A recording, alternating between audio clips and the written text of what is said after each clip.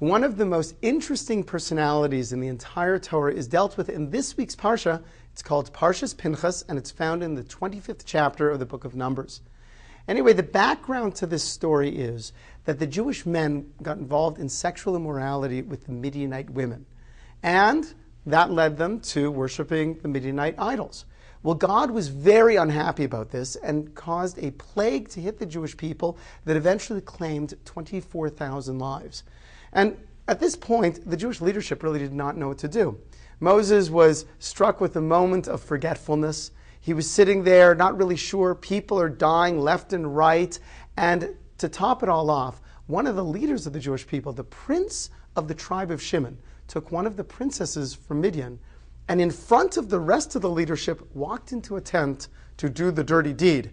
Well, this fellow Pinchas rose up he was just one of the people from the assembly. And he goes to Moses and said, Moses, didn't you teach us that if we were to ever see such an event occur, that this would be a capital crime?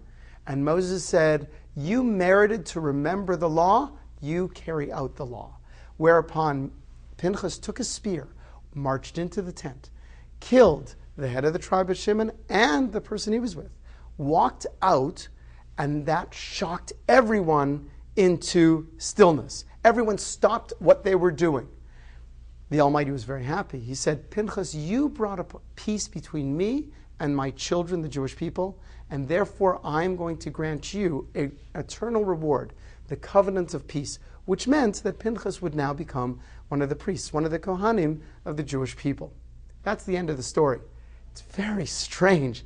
Why is it that Pinchas, his action of basically killing two people, he would merit an eternal reward of peace? Well, we have to understand that Pinchas was not royalty at the time. He was just another person. And he rose up from the assembly. He was someone who saw that something needed to be done, and he went and took care of business. And as the Talmud says, "B'makom she'ein ish ishtadel lios ish." In a place there is no adult, strive to be adult. An adult means I will take care of what needs to be done. And the fact that Pinchas cared enough about the Jewish people and about the will of the Almighty and went through the proper protocol, no vigilantism over here. He went to Moses and made sure he was doing the right thing.